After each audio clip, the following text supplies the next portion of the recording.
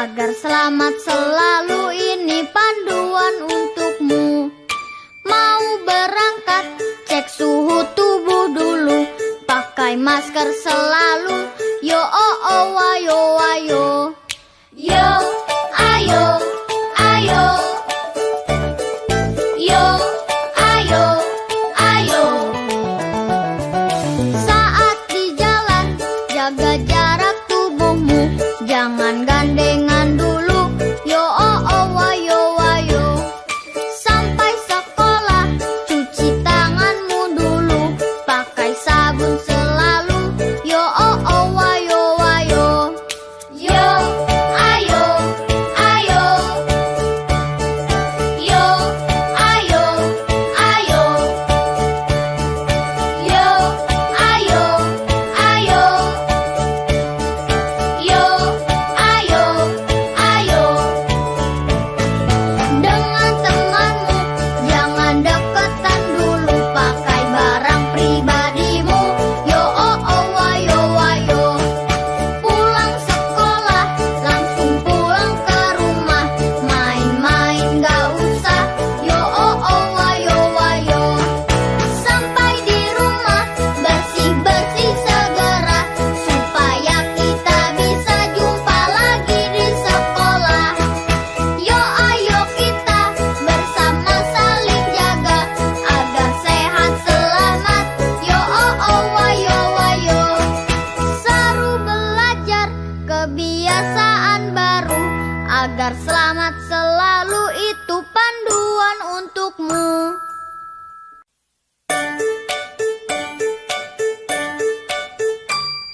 Seru belajar kebiasaan baru, agar selamat selalu, ini panduan untukmu. Mau berangkat, cek suhu tubuh dulu, pakai masker selalu. Yo oh oh wayo wayo. Yo ayo ayo. Yo ayo ayo. Saat di jalan jaga jarak tubuhmu, jangan gandengan dulu. Yo oh oh wayo wayo. Sampai sekolah cuci tanganmu dulu, pakai sabun selalu. Yo oh oh wayo wayo. Yo ayo ayo. Yo ayo ayo. Yo ayo ayo. Yo ayo ayo. Dengan temanmu jangan deketan dulu, pakai barang pribadimu. Yo oh oh wayo wayo. Pulang sekolah langsung pulang. Bersiap. Ucap salam.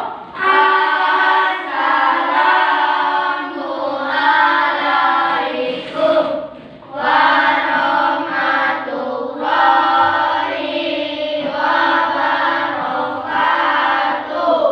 Waalaikumsalam warahmatullahi wabarakatuh.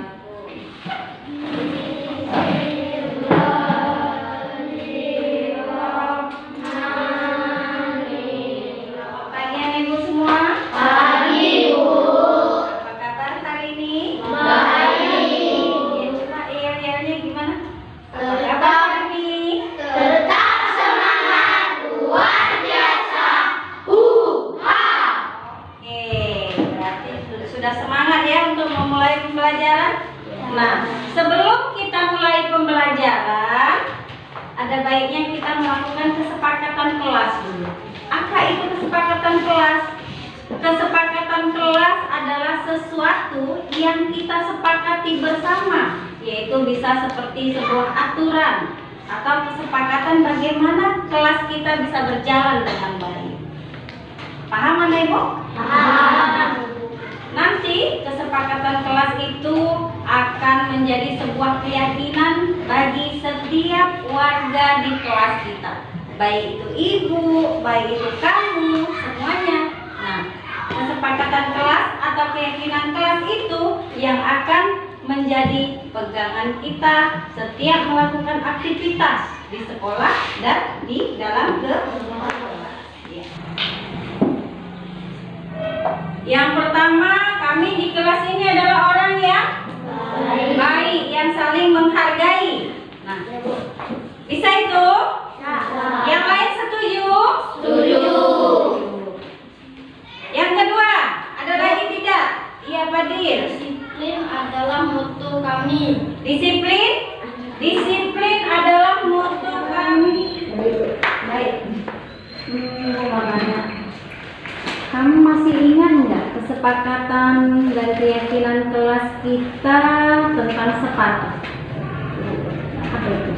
Memakai sepatu berwarna hitam. Memakai sepatu berwarna hitam.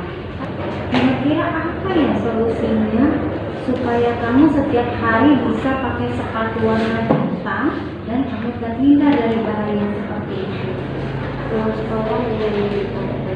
Pulang sekolah, jangan main di paret lagi karena berbahaya. Karena itu semua, hari ini kita sudah mengerjakan tugas. Ini temanmu sudah membawa hasil kerjanya. Apa ini punya siapa? Fadil dengan Ziko. Ya, rumah apa namanya nih, Nak? Rumah apa namanya, Nak?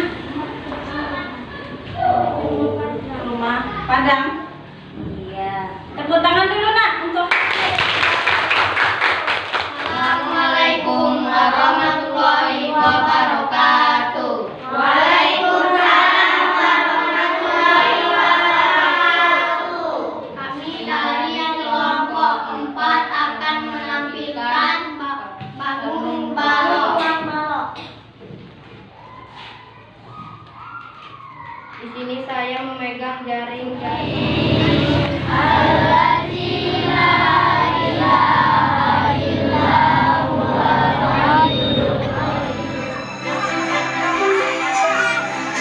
Inilah aku, umur 13 tahun. Loh, kok cemberut sih?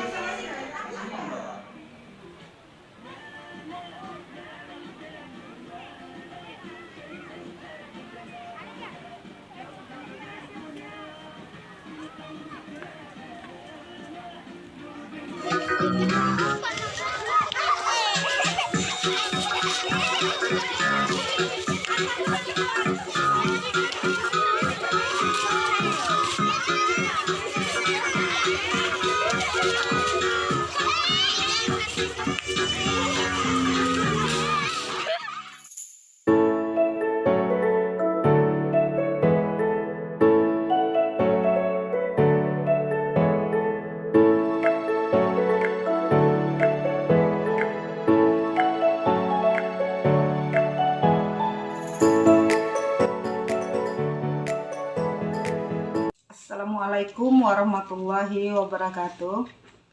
Perkenalkan, nama saya Ibu Siti Sahara sebagai Kepala Sekolah di SD 057231 Pipa 8 Kecamatan Berandan Barat, Kabupaten Langkat. Sebagai Kepala Sekolah tempat Ibu Winarti dan Ibu Rati bertugas. Terima kasih kepada Ibu Winarti dan Ibu Rati sebagai calon penggerak Angkatan 4 Kabupaten Langkat yang telah mengimplementasikan budaya positif. Adapun pembiasaan-pembiasaan yang baik dalam keseharian maupun jangka panjang. Pembiasaan yang sudah berjalan di sekolah saat ini yaitu pembiasaan 5S, yaitu senyum, sapa, sopan, santun, dan salam. Pembiasaan berdoa sebelum masuk ke dalam kelas. Pembiasaan membaca surat Yasin setiap hari Jumat. Pembiasaan literasi membaca 15 menit sebelum memulai belajar. Selanjutnya, pembiasaan nonton bareng sebulan sekali. Selanjutnya, pembiasaan melakukan persentase dalam pembelajaran.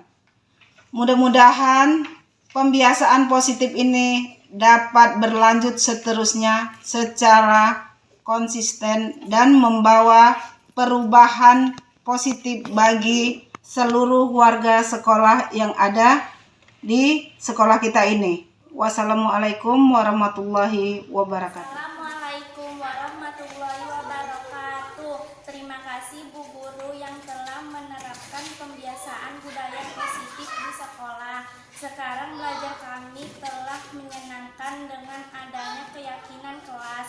Kami juga menjalankan 5S, yaitu senyum, sapa, sopan, santun, dan salam. Dan masih banyak lagi pembiasaan yang telah dilakukan yang membuat kami jadi semangat belajar. Wassalamualaikum warahmatullahi wabarakatuh. Selama melakukan pembiasaan positif di sekolah, kami mendapatkan pengalaman baru dan belajar lebih menyenangkan.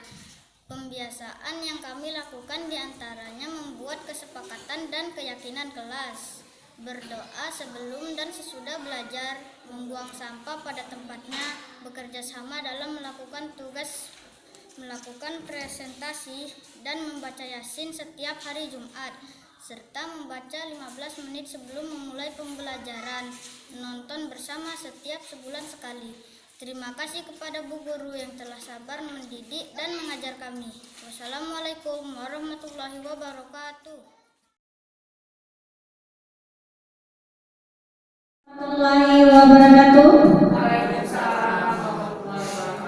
Selamat siang Ibu-ibu semua. Alhamdulillah, puji syukur kita ucapkan kehadirat Allah Subhanahu wa taala atas berkat rahmat, nikmat dan karunia-Nya kita dapat berkumpul dalam pertemuan kali ini. Terima kasih kepada ibu-ibu yang telah memenuhi undangan saya dalam melakukan sosialisasi tentang materi-materi yang ada dalam modul 1.4 program guru penggerak. Nah, materi bahasan yang kali ini akan saya bahas adalah yang pertama perubahan paradigma belajar, yang kedua disiplin positif, motivasi perilaku manusia, kebutuhan dasar, posisi kontrol restitusi, keyakinan kelas, dan segitiga restitusi.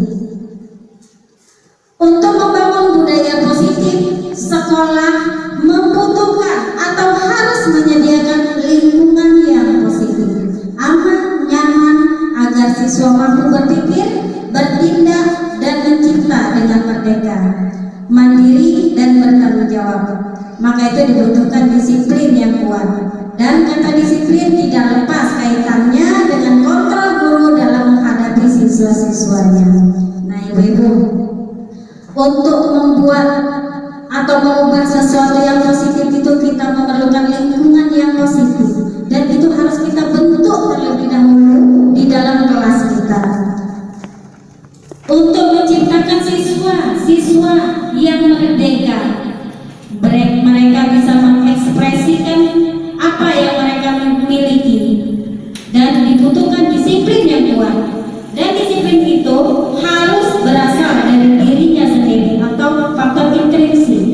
Nah, bahasan yang pertama adalah paradigma stimulus respon. Apa itu paradigma? Pandangan atau sudut pandang kita.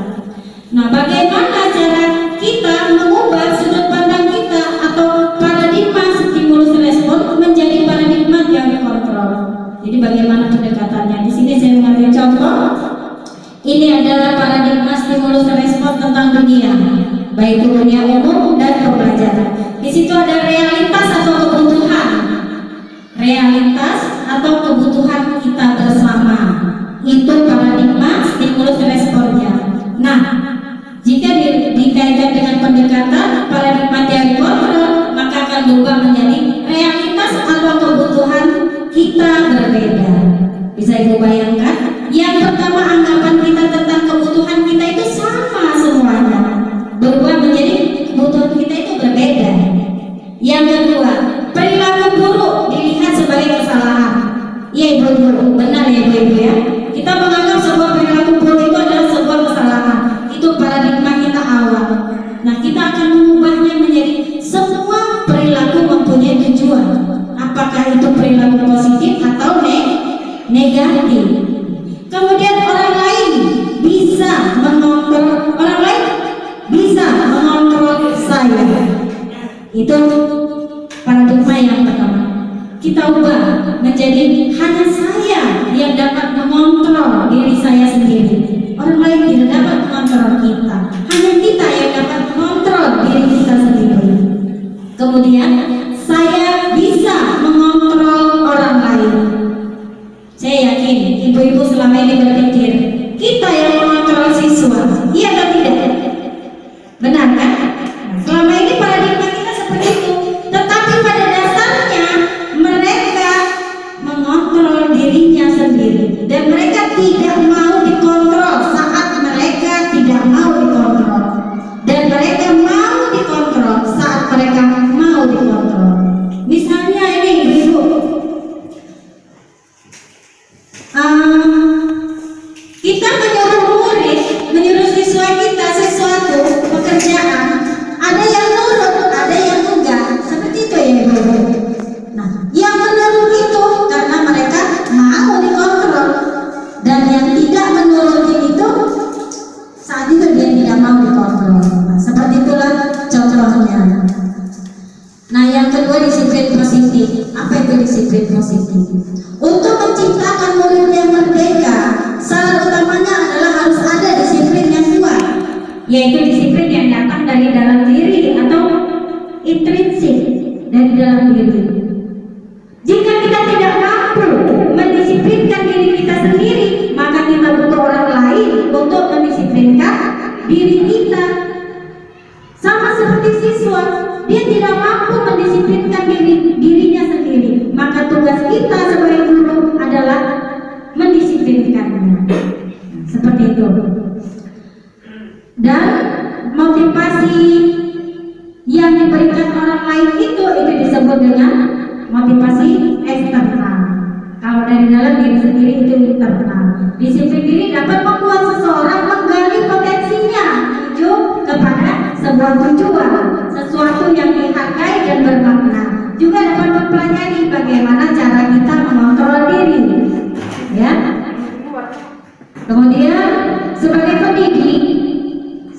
pendidik, tujuan kita adalah menciptakan anak-anak yang memiliki disiplin diri sehingga mereka berperilaku dengan mengacu pada nilai-nilai kebajikan universal atau menyeluruh dengan memiliki motivasi intrinsik atau dari dalam.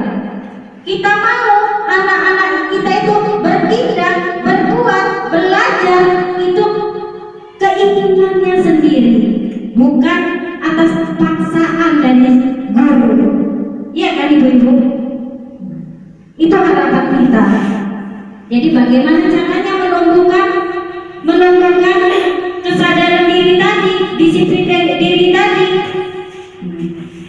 Ada motivasi perilaku manusia, yaitu 3 motivasinya. Yang pertama, untuk menghindari ketidaknyamanan atau hukuman. Yang kedua, untuk mendapatkan imbalan atau penghargaan dari orang lain. Yang ketiga, untuk menjadi orang yang mereka inginkan dan menghargai diri sendiri dengan nilai-nilai yang mereka percaya. Tingkat yang paling rendah dari motivasi perilaku manusia adalah yang pertama, yaitu untuk menghindari ketidaknyamanan atau hukuman. Jadi jangan sampai ibu-ibu kita menerapkan disiplin kepada diri kita dalam pekerjaan itu karena kita takut dimarahi atasan, karena takut dapat nilai yang rendah, ya. Jadi timbulkanlah disiplin diri kita itu, tanamkanlah motivasi diri kita itu melalui poin yang ketiga, untuk menjadi orang yang kita inginkan dan menghargai diri kita sendiri dengan nilai-nilai yang kita percaya. Jadi itu tingkatan yang paling tinggi, dan saya yakin kita yang berada di sini sudah memiliki memiliki motivasi itu. Kita merasa malu jika kita datang terlambat, kita merasa malu jika kita tidak menjalankan kewajiban kita, ya.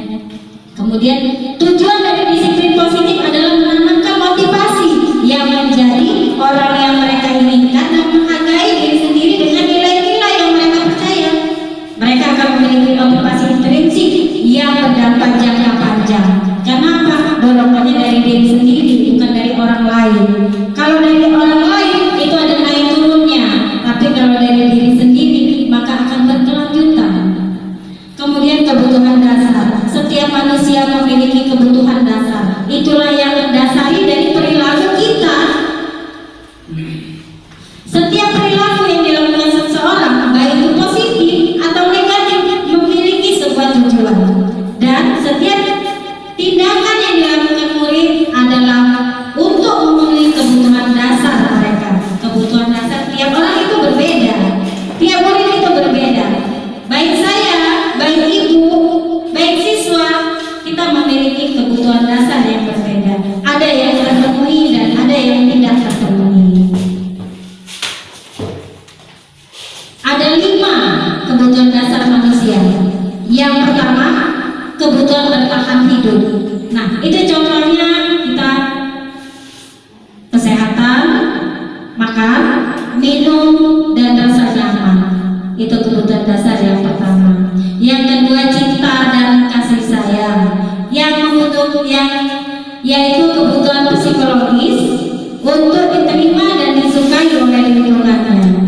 Yang ketiga, penguasaan, yaitu pengakuan atas kemampuan dan kekuatan, pilihan atau keleluasaan atau kebebasan.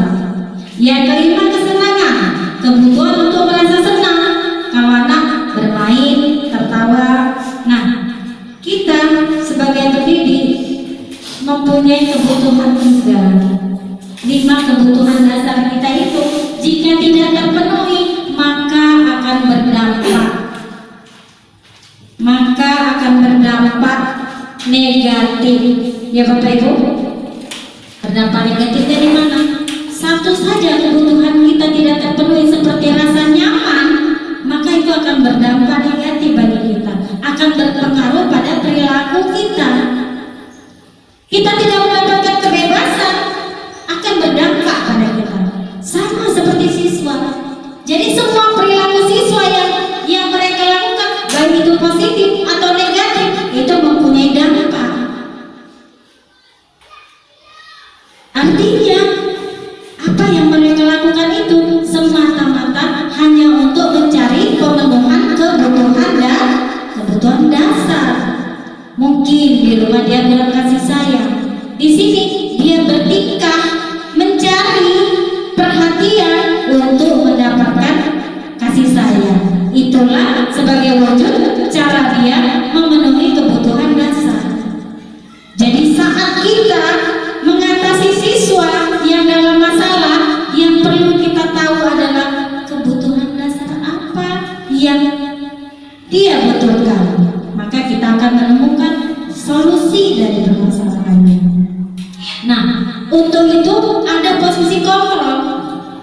Ada 5 posisi kontrol kita sebagai seorang guru atau pendidik.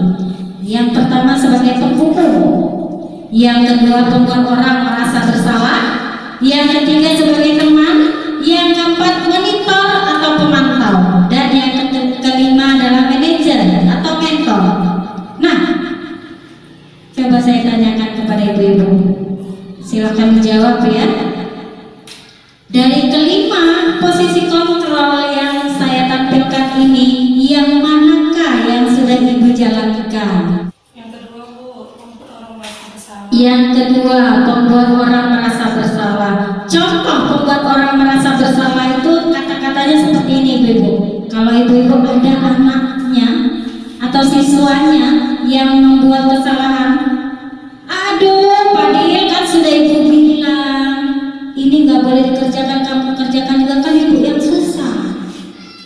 Kenapa lah kamu kerjakan ini? Nah, soalnya kita menolak kepada dia, kita menunjukkan kepada dia bahwa akibat dari perbuatannya kita terkena imbasnya. Nah, itu yang kedua, membuat orang merasa bersalah. sekolah ya. Itu penghukum biasanya guru yang selalu mengandalkan peraturan kemudian menghukum siswanya. Itu penghukum. Kemudian yang ketiga teman. Ada guru yang memperlakukan siswanya seperti teman. Iya. Sini nak duduk. Aduh kamu gimana? Ini nggak siap? Oke, ibu bantu ya. Nah, di situ ada kerjasama, ada pendekatan secara internal, ya kan? Nah, itu sebagai teman. Bagaimana layaknya teman berbicara kepada temannya. Dan yang keempat, monitor atau pemantau. Itu biasanya kata-kata yang dipakai itu beracuan dengan peraturan. Ini peraturannya. Bagaimana jika peraturan ini dilanggar? Ini sanksinya. Nah, itu yang keempat, monitor atau pemantau. Yang kelima, manajer atau mentor.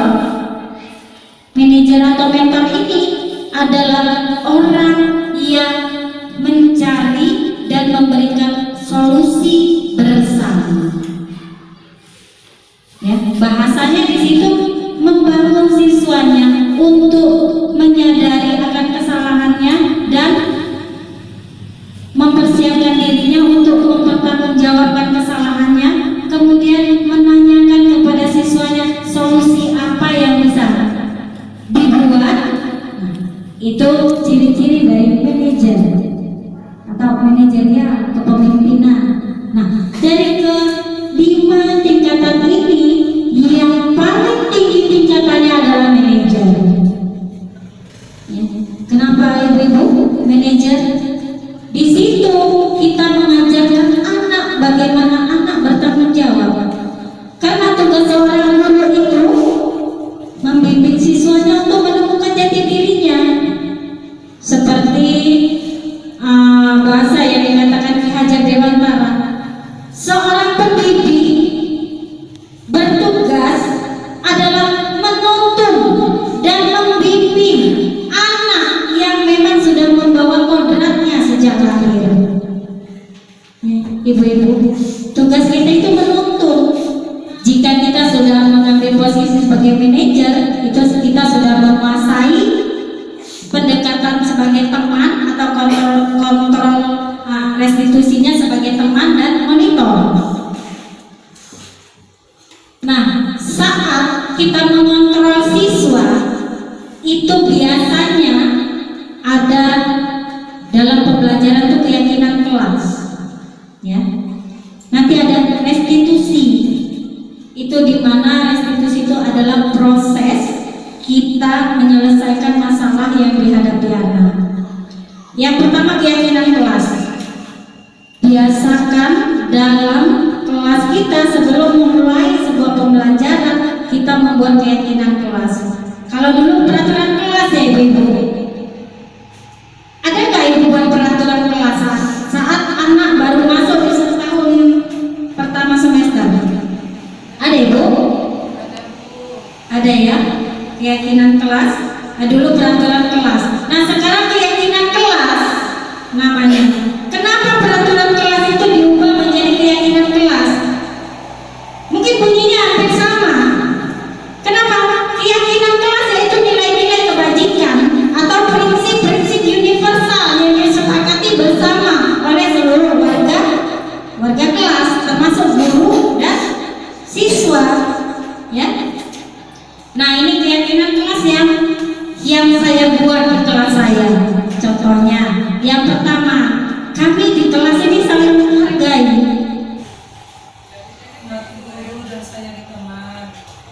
Keyakinan kelas Bu ya, hormati guru dan sayangi teman. Itu keyakinan kelas ya. Peraturan kelasnya saling menghargai. Wajib saling menghargai. Yang kedua, disiplin adalah moto kami. Itu keyakinan kelas atau nilai yang dipegang oleh anak. Yang ketiga, kami menyukai kebersihan dan kerapian.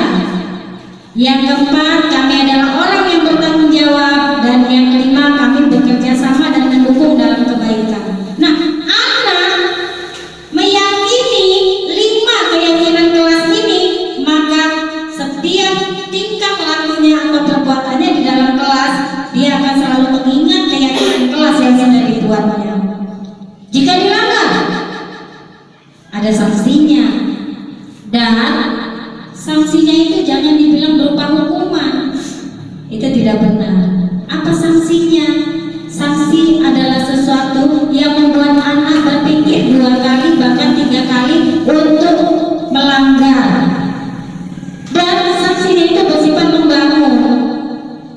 bagaimana anak itu, oh ini seharusnya tidak dilakukan.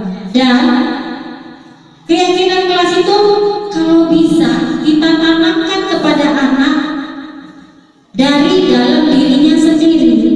Bagaimana kita membangkitkan unsur intrinsik, disiplin diri, percaya diri, kemudian kesadaran diri bahwa anak itu memang harus melakukan apa yang sudah dia yakini di dalam kelasnya.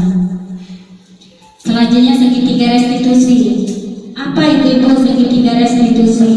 Segitiga restitusi adalah proses menciptakan kondisi bagi murid untuk memperbaiki kesalahan mereka saat mereka sedang melakukan kesalahan, sehingga mereka dapat kembali kepada kelompoknya dengan rasa percaya diri yang lebih baik lagi. Kadangkala ibu-ibu ada siswa kita yang salah, kita hanya fokus dengan kesalahannya. Nah, selama ini seperti itu yang kita lakukan. Restitusi membantu murid menjadi lebih memiliki tujuan, disiplin positif, dan memulihkan dirinya setelah mereka berbuat salah. Itu yang kita lakukan. Kemudian restitusi mempunyai ciri-ciri. Ciri-cirinya yang pertama, belajar dari kesalahan, bukan menebus kesalahan.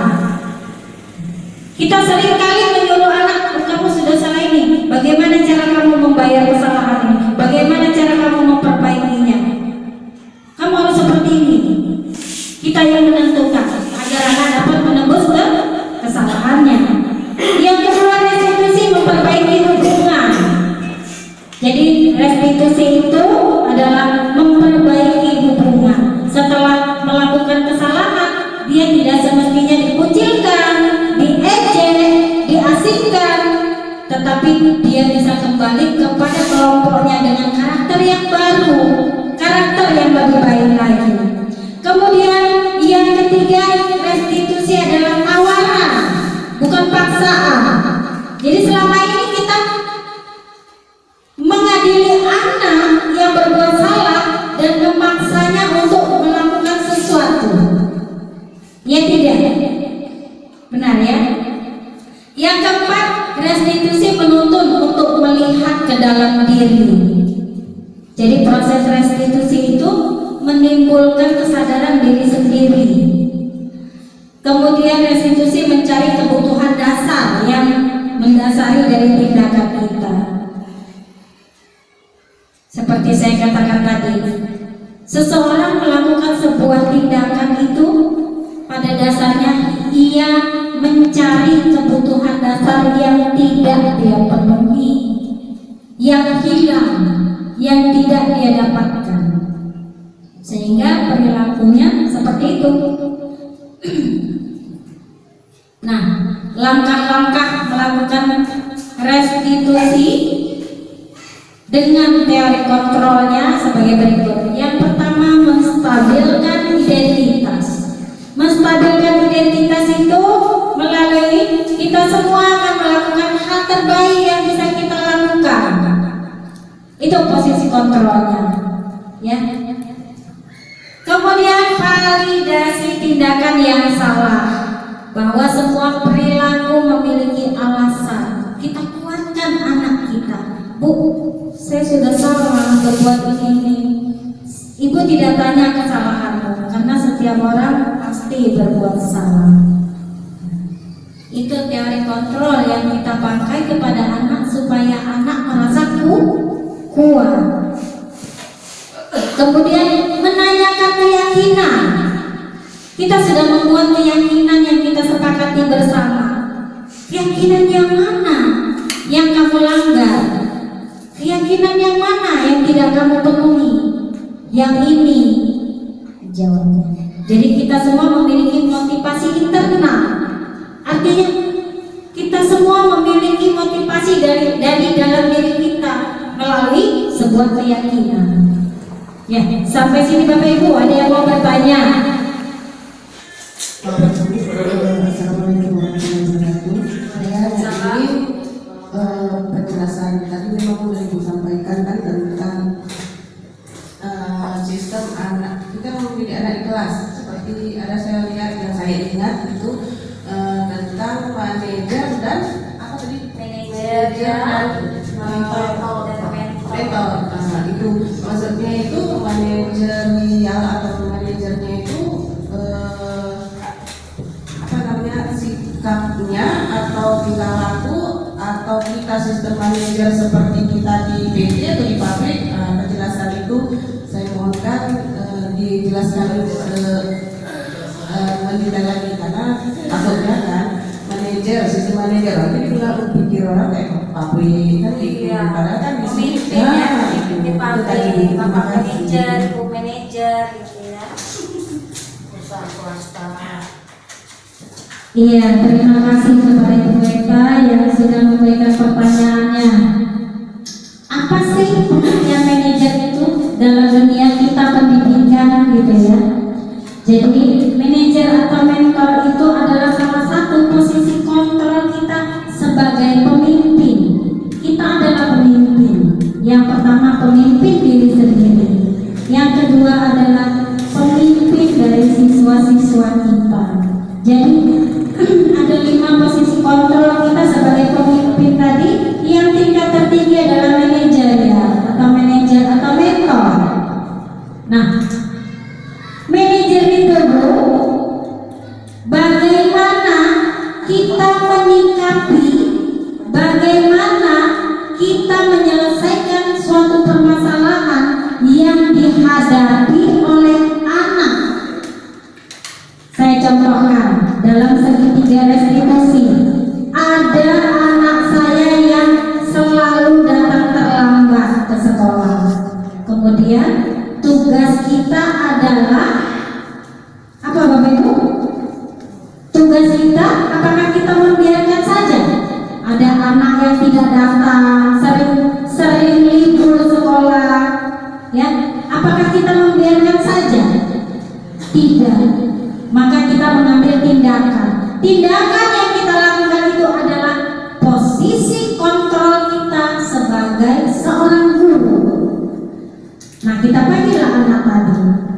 Kita panggil anak tadi, kemudian kita tanyakan apa permasalahan yang dihadapinya, kemudian alasan-alasan dia mengapa dia melakukan hal itu, kemudian menuntut tanggung jawabnya dengan cara menyadarkannya dengan kesalahannya, kemudian bertanya kepada anak, nah kira-kira apa ya solusinya agar kamu tidak datang terlambat lagi ke sekolah.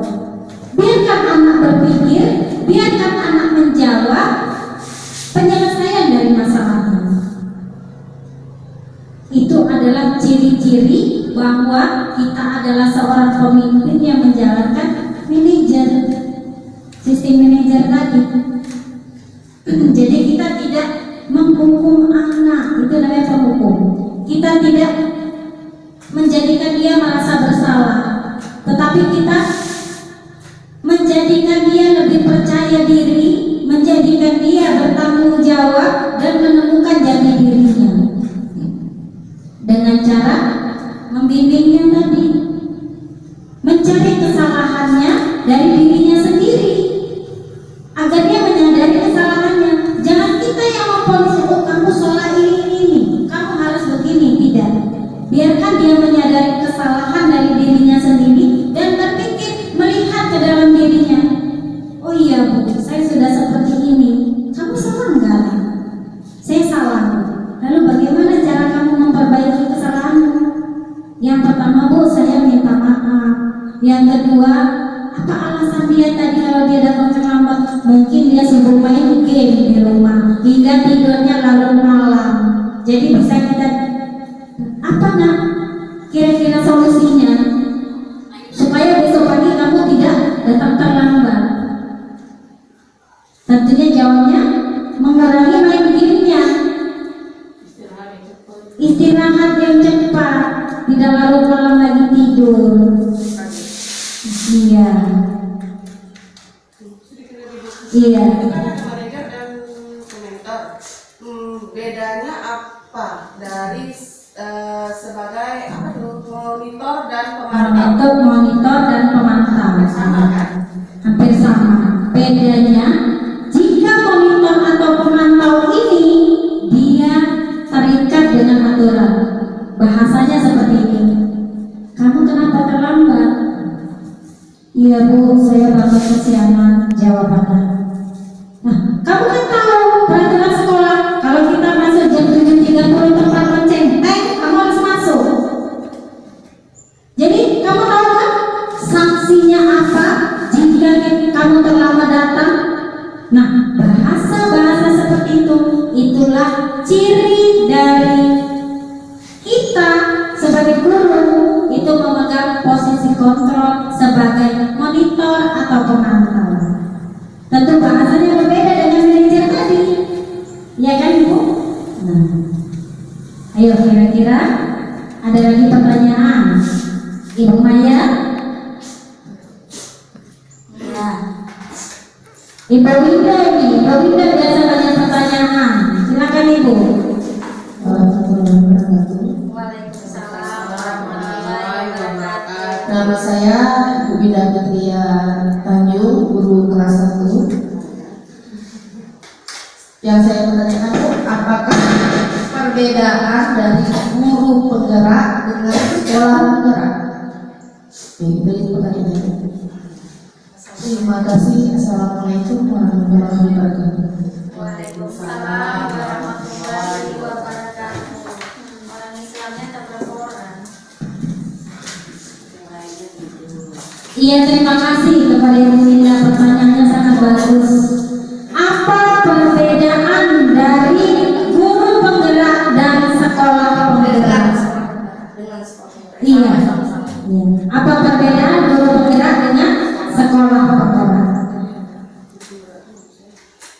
Kalau sekolah penggerak itu yang lebih dominan adalah kepala sekolahnya dan sasarannya sekolahnya. Kepala sekolahnya yang mencapai penilaian ini itu dan kepala sekolahnya yang menggerakkan dari seluruh elemen sekolahnya. Tetapi jika guru penggerak, guru itu sendiri yang tergerak, bergerak dan menggerakkan. Apakah Bu, apakah sekolah penggerak itu nggak perlu lagi ikut guru penggerak? Jawabnya perlu, sangat perlu, karena berbeda. Sekolah penggerak itu kepala sekolahnya, guru penggerak itu gurunya pribadi.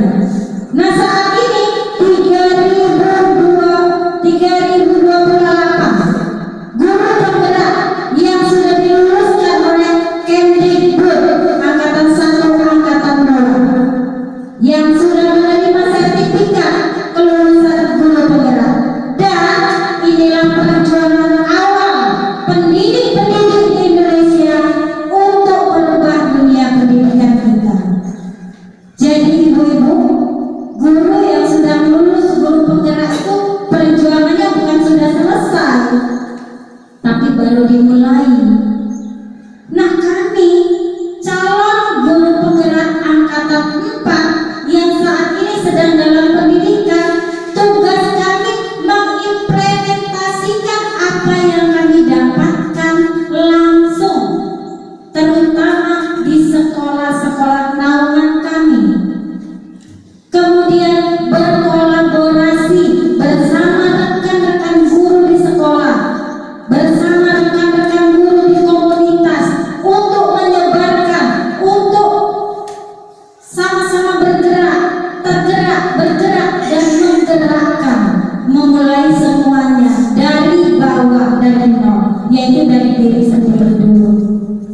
Nah doakan saja Bapak Ibu bahwa pelatihan kami ini akan membawa hasil yang positif, terutama bagi lingkungan kami, terutama bagi diri kami pribadi, sehingga kami bisa menularkannya kepada ibu-ibu semua.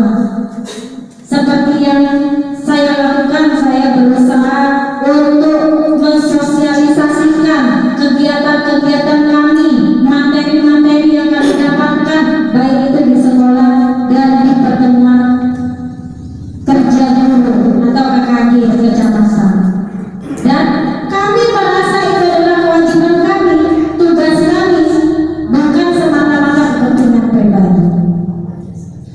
Ya, ada lagi. Bagaimana Ibu dan Fitria dengan jawabannya? Sudah sesuai? Terima kasih. Ada pertanyaan lagi? Mungkin Ibu Tina? Ibu Tina biasa nih yang jago bertanya. Silakan.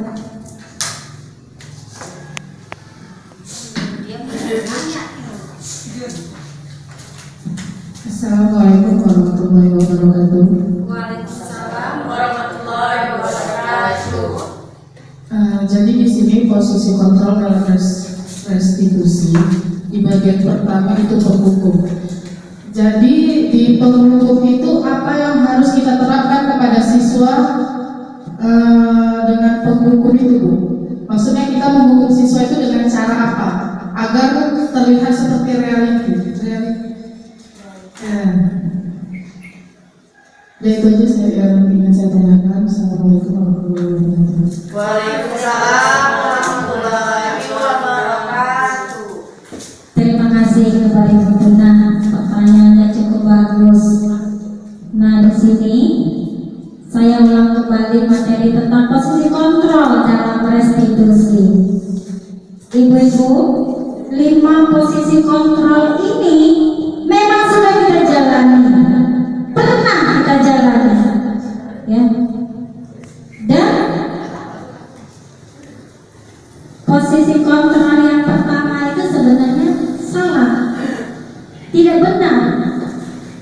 Kita tidak boleh menghukum anak, itu tidak boleh dipakai, dan itu tidak ada dalam kamus pendidikan yang dicetuskan oleh Ki Hajar Dewantara.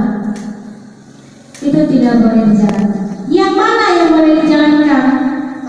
Teman, monitor, dan manajer. Iya. Tingkat yang tertinggi adalah manajer. Jika kita sudah bisa menguasai kelas kita dengan sistem posisi kontrol manajer, maka kelas kita akan tercipta suasana yang positif.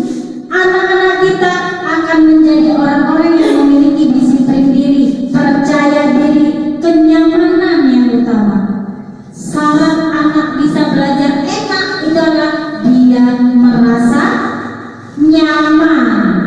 Begitu Ibu ya, dia merasa nyaman, makanya dia bisa belajar enak. Bu, saya nggak mau libur, saya mau datang setiap hari. Kenapa begitu, Bu? Saya merasa nyaman di kelas, saya merasa nyaman di sekolah. Kenyamanan itu tercipta dari lingkungan yang nyaman, lingkungan yang positif, dan tugas kita adalah menciptakan lingkungan sekolah, lingkungan kelas yang positif sehingga menimbulkan kenyamanan bagi siswa-siswa kita. Jadi kalau anak melakukan kesalahan, kita hukum. Apa contohnya posisi kontrol menghukum itu? Karena nggak mengerjakan PR, iya baru keliling 5 kali lapangan. Itu contoh Pak Guru. Ya. Apakah dengan dihukum anak dapat berubah? Tidak. Anak tidak dapat berubah dengan dihukum. Besok digauli, besok digauli. Kenapa? Karena dia menganggap hukuman itu masih ringan. Ringannya bagaimana? Karena masih bisa dijalaninya. Iya, malah senang, main-main dia di lapangan, nggak belajar. Seperti itu. Nah, pembuat orang merasa bersalah ini, lama-lama anak bisa down. Down? Kenapa down? Iya, mentalnya hilang. Ih, gara-gara saya semua hancur berantakan, gara-gara saya guru saya seperti ini, gara-gara saya teman saya seperti ini. Timbul rasa bersalah yang berlebihan. Itu juga tidak baik. Kemudian teman, sebagai teman, Berarti inti itu dari teman. iya, masih bisa tapi jangan sering-sering Ibu. Iya, ibaratnya kan dia tuh ambil tarik dulu. Benar, dia dipakai saat-saat tertentu sesekali. Karena kalau seringnya kita buat anak menjadi teman, maka kita tidak punya nilai di matanya. Iya kan? Lama-lama teman beneran dibuat. Ngomongnya sesuka kita buat masih ada nilai seorang guru dalam pandangan matanya. Kemudian sebagai monitor atau pemantau, yaitu dia berpatokan dengan hukum-hukum, peraturan, sanksi, akhirnya sifatnya monoton. Anak tidak juga menyadari. Nah, itu kan untuk kelas 6 kan Bu bisa seperti bahasa, kalau tapi monitor atau memantau untuk kelas rendah itu kan guru nggak harus diam aja di tempat kan gitu. Iya, kan? benar. Guru Ya harus lihat gitu siswa yang bisa nggak bisa gitu kan, kita harus ibaratnya mendekati anak itu satu persatu gitu kan Bu. Itu di semua kelas bisa dijalankan. Iya, taruhlah Bu, kalau kelas 6 kan kelas tinggi kan masih Gak paham betul. ibaratnya Kalau kelas udah- rendah kan dia memang Gini Bu, pertanyaannya, bagaimana cara menjalankan posisi kontrol bagi kelas bawah? kelas bawah ya. Iya, kendalanya ini seperti teman-teman saya, gimana ya di kelas bawah ini, kelas 1, kelas 2, dia nggak paham kita itu bicara seperti apa, maknanya apa, seperti itu ya. Nah, caranya seperti ini Bu, kalau kelas bawah ya, anak melakukan kesalahan, kita panggil, kita pegang tangannya, atau kita pegang pinggangnya, anak tadi dekat dengan kita tanya baik-baik, kita tanya dengan lemah lembut, iya nggak Ibu? Dia belum mengerti keyakinan kelas itu apa? Oh, saya harus begini, saya harus begitu. Kalau anak kelas 1, anak kelas bawah, dia benar-benar mengerti bagaimana cara kita membuat keyakinan kelasnya. Anak-anak Ibu semuanya yang cantik-cantik dan ganteng, yang baik budi, hari ini kita pembelajaran pertama nak ya. Kamu dulu di kelas 1, kelas 2, kelas 3 nak. Nah, ini nak, Ibu punya sebuah keyakinan di kelas ini. Keyakinan Ibu, kita semua ini nak adalah orang-orang baik, ya, rajin belajar. Iya apa enggak? Iya Bu. Berarti kamu rajin belajar? Iya, Ibu juga rajin belajar. Kita sama-sama ya nak rajin belajar. Seperti itu. Itu penyampaian ke anak tingkat rendah. Kalau anak tingkat tinggi kan keyakinan kelas kita rajin belajar. Ingat, setiap orang wajib rajin belajar. Sudah mengerti mereka. Jadi kita menanamkan ke anak dengan metode pendekatannya tadi. Anak berbuat salah seperti yang saya bilang tadi. Bagaimana manajerialnya? Kontrol manajernya itu tadi. Kenapa nak kamu begitu? Iya Bu, ya DPP saya, jadi ya saya pukul misalnya, ya kan? Nah, mukul teman itu boleh atau enggak? Enggak boleh. Nah, kamu salah atau enggak? Habis itu dia ambil pulpen, dia salah juga ya nak ya? Iya, berarti dua-dua salah. Nah, bagaimana? Datang, panggil satu lagi anaknya. Bagaimana? Tanya lagi, kenapa dia ada pensilnya, pulpennya? Begini begitu jawabnya. Nah, dua-duanya salah. Yang satu ngambil barang orang nggak boleh ya nak. Yang satu mukul teman nggak boleh ya nak. Jadi bagaimana caranya? Nah, kalau mau pinjam bilang sama kawannya. Nah, kamu kalau kawannya salah, diapain nak? Dipukul? Enggak kan? Diapain? Ya dibilangin aja, itu pulpen saya, pena saya, jangan diambil. Nah, kemudian anak disuruh meminta maaf. Kembali berdua meminta maaf. Dir teman, dir salaman. Oke, selesai masalah, selesai. Kembali ke tempat duduk. Nah, itu caranya, manajerialnya. Gimana kira-kira Ibu? Iya. Ada lagi pertanyaan? Oke, pas. Kalau gitu saya lanjutkan yang. Oke. Ini pengalaman dan pembelajaran yang saya dapatkan setelah konsep-konsep pada modul yang saya pelajari. Yang pertama, paradigma saya atau pandangan saya bahwa murid adalah kertas kosong yang dapat saya tulis, yang dapat saya bentuk sesuai dengan keinginan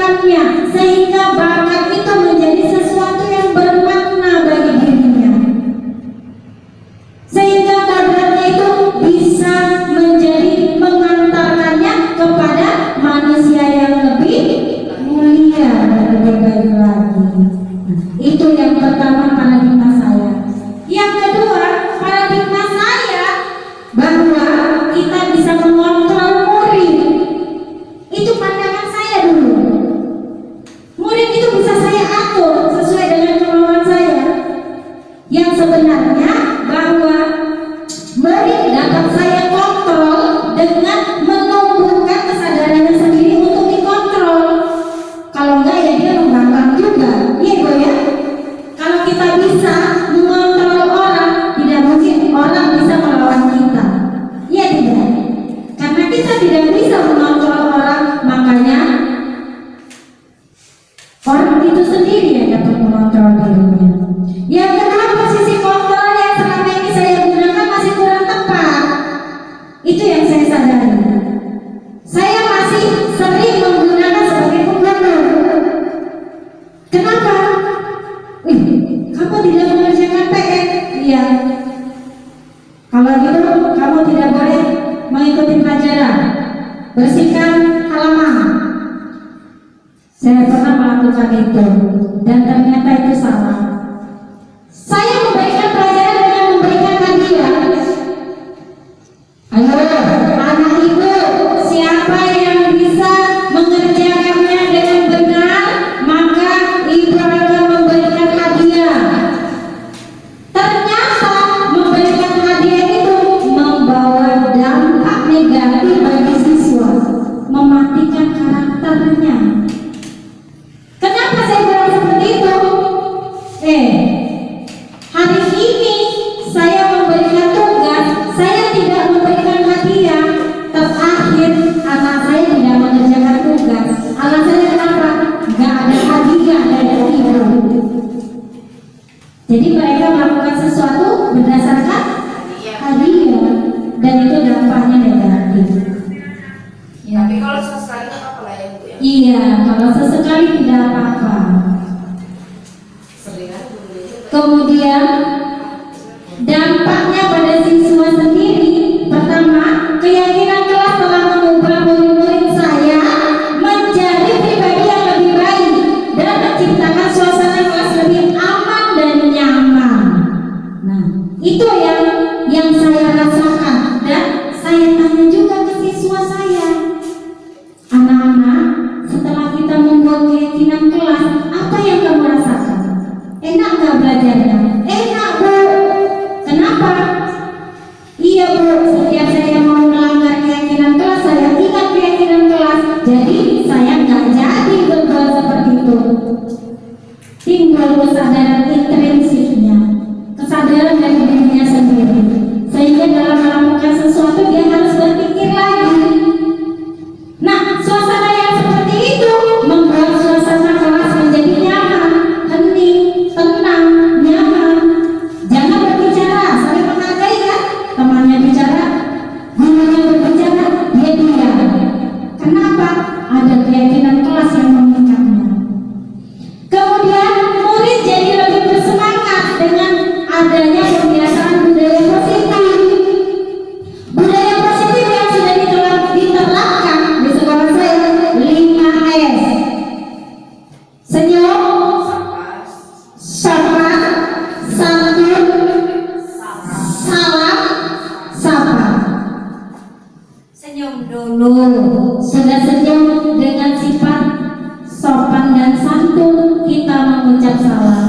Assalamualaikum. Kemudian ada apa? Bagaimana kita menyapa? Seperti itu. Yang kedua, budaya positifnya adalah membaca doa sebelum dan sesudah pembelajaran. Kemudian melakukan presentasi saat pembelajaran. Itu anak-anak saya setiap pembelajaran saya buat kolaborasi atau berkelompok, itu melakukan presentasi. Hasilnya Bapak Ibu, hasilnya anak berani bicara di depan. Kemudian anak lebih memahami materi yang kita ajarkan. Kenapa? Dia sibuk membahasnya untuk presentasi. Contoh aksi nyata yang sudah saya terapkan di sekolah saya akan saya tampilkan melalui video berikut.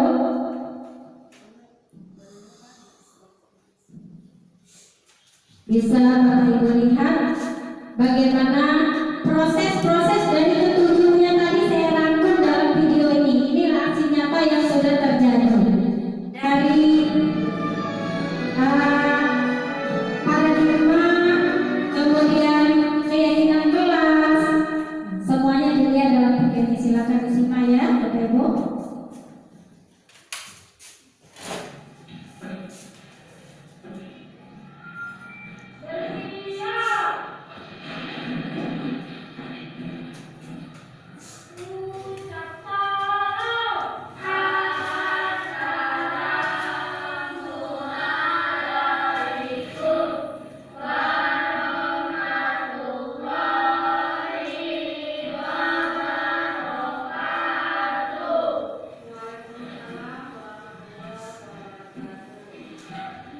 bagaimana budaya positif yang sudah saya terapkan di sekolah saya.